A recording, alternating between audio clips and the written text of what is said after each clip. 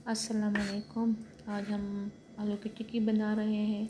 ये स्पेशल उन लोगों के लिए जिनके घर अचानक मेहमान आ जाए और घर में कुछ उनको सर्व करने के लिए ना हो, तो अगर घर में आलू अवेलेबल हो तो उससे हम टिक्की बनाकर अपने मेहमानों के सामने रख सकते हैं। इसमें आप जो है उबले हुए आलू लें, 2 या 3 अदद मैंने लिए हैं। आप कम या ज़्यादा कर सकते हैं। इसको आपने अपने हाथों के ज़रिए मैश करना है। आपने इसमें चॉपर का इस्तेमाल नहीं करना। चॉपर की मदद से जो है ये बहुत ज़्यादा फिर सॉफ्ट हो जाते हैं, जिसकी वजह से फिर वो मज़ा नहीं देते खाने में। तो आपने अपने थोड़ी सी एफ़र्ट इसलिए दिखानी पड़ती है। आप इसमें से जो है चम्मच के ज़रिए भी इसको नरम कर सकते हैं। अब इसमें से धनिया पुदीना डालें, बारीक कटा हुआ, इसलिए कि इसमें से धनिया पुदीने का जायका बहुत अच्छा लगता है। इसमें से धनिया पुदीना डालें, सब्ज़ मिर्चें डालें, 2 से 3 अदद, या कम या ज़्यादा आप अपने टेस्ट के मुताबिक कर सकते हैं। इसमें कोई इतना वो ख़ास नहीं है। इसमें और सब्ज़ी भी आप डाल सकते हैं। आप इसमें से बंद गोभी भी डाल सकते हैं, वो भी इसमें से बहुत अच्छा लगता है, लेकिन मेरे पास अवेलेबल नहीं था इसलिए मैंने नहीं डाला। नमक डालें हस्बे ज़ायका, जितना आपने डालना हो। इसमें से ज़ीरा जाएगा, इसमें से कुछ धनिया जाएगा, और इसके अलावा इसमें से 1 अदद अंडा जाएगा।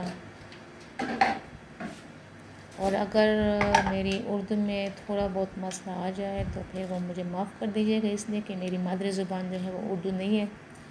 और मैं अक्सर ये कहती हूँ, कभी कभार ऐसा हो जाता है कि जब मैं बहुत ज़्यादा उर्दू में बात करती हूँ तो एक टाइम ऐसा आता है कि मेरी उर्दू वहीं पर ख़त्म हो जाती है, फिर मुझे अपनी ज़ुबान में बोलना पड़ता है। अब इसमें से ज़ीरा, कुछ धनिया, सब चीज़ें डालकर इसको मिक्स कर दें। हाँ, इसमें से मैंने 1.5 टेबल स्पून जो है इसमें से क्रश्ड कोपरा वो भी डाला है, लेकिन वो जो है ऑप्शनल है। अगर आपके पास अवेलेबल ना हो तो आप इसको स्किप कर सकते हैं। और इसमें से मैंने जो है 2 स्लाइसेस ऑफ ब्रेड डाले हैं। अपने हाथों की मदद से जो है उसको अच्छी तरीके से क्रश कर लें, या किसी आप जूसर या ग्राइंडर में भी कर सकते हैं, लेकिन ये हो जाते हैं इसलिए कि ये बहुत ज़्यादा हाथों से मलने से क्रश हो जाते हैं। इन सब चीज़ों को आप उसमें मिक्स करने के बाद इसको जो है मिक्स करें हाथों की मदद से। इतना वो करें कि वो यकजान हो जाए। और आपने बिल्कुल घबराना नहीं है। आपने इसको जो है अच्छी तरीके से हाथ से जो है वो मिक्स करना है। बस करते जाएं, मिक्स करते जाएं, मिक्स करते जाएं। इतना मिक्स करें कि बस वो आप इसमें सब इकट्ठा हो जाए। आप प्लीज़ जिस इलाके से ये वीडियो देख रहे हैं, आप अपने इलाके का नाम ज़रूर लिखा करें कि आप कहाँ से देख रहे हैं।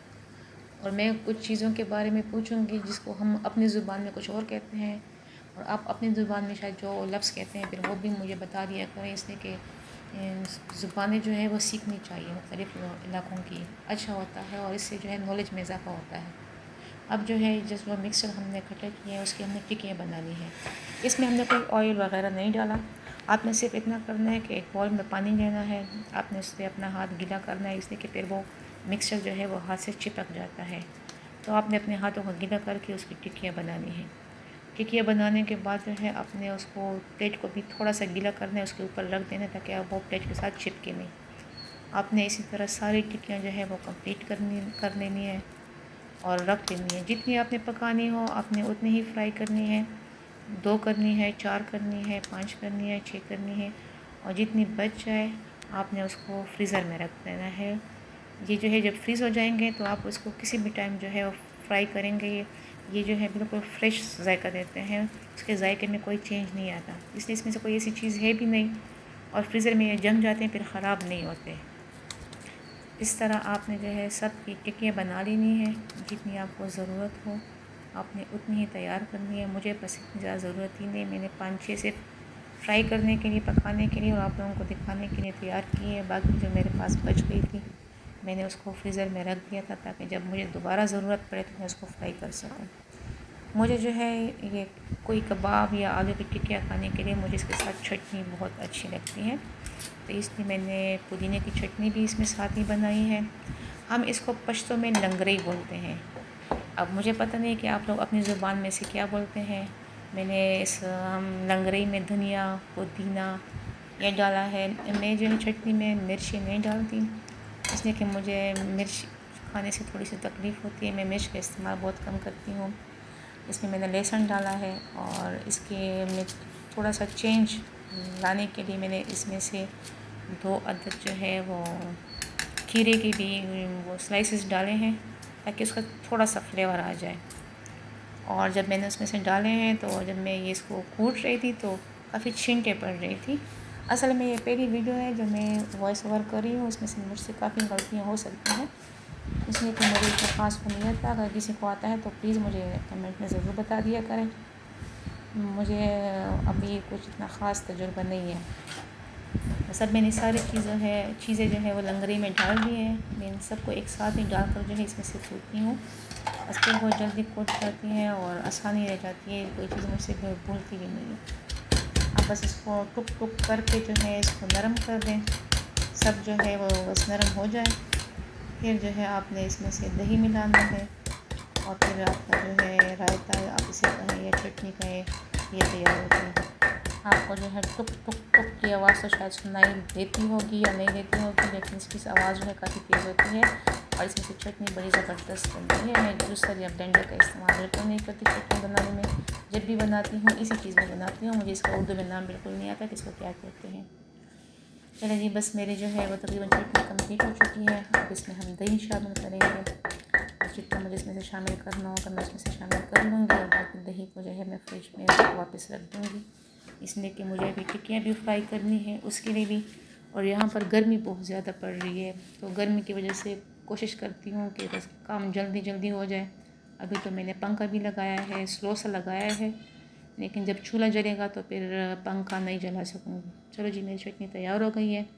अब हम इसको अपनी टिक्कियों को फ्राई करने के लिए तवे पर डालेंगे। याद रखें कि इसके लिए आपने नॉन स्टिक का इस्तेमाल नहीं करना, आप तवे का इस्तेमाल इसमें करें। इससे क्या होता है कि वो तवा जो होता है वो भी नॉन स्टिक आपने नहीं लेना, इसमें से वो बहुत अच्छे तरीके से फ्राई होते हैं। जिससे कि बंदा बाज़ार में लोग शमी कबाब या चपली कबाब फ्राई करते हैं, हमने इसको इसी तरह फ्राई करना है। हमने तवे पर जो है ऑयल डाल लेना है, ज़्यादा नहीं डालना ताकि इसमें से ये डूबे ना, और इसको अच्छे तरीके से गर्म करके उस पर ऑयल डाल दें। और बस जितनी टिक्कियाँ हमने फ्राई करनी है उसमें से अब आहिस्ते ऐसा हमने डालनी है।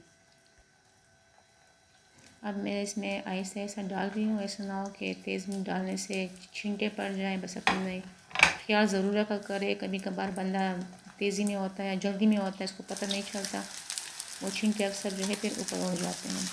मैंने इधर चिमटे का इस्तेमाल किया इसलिए कि ये जो है शुरू में छिटक जाते हैं। आपने एहतियात से इसको जो है अपनी जगह से थोड़ा सा हिलाना है ताकि वो नीचे से जो चिपका होता है वो चिपकाहट जो है उसकी ख़त्म हो जाए। फिर आपने इसको एहतियात से पलटना है, इसलिए कि टूटते तो खैर नहीं है, लेकिन फिर भी अगर कच्चे होने के से फिर टूटने का ख़तरा होता है। लिहाजा बस थोड़ा सा बस टाइम लगता है इसको फ्राई करने में, लेकिन एक मरतबा ये मुँह उसकी जो पकड़ लेना फिर वो ख़राब नहीं होते, फिर आसानी से फिर फ्राई हो जाते हैं।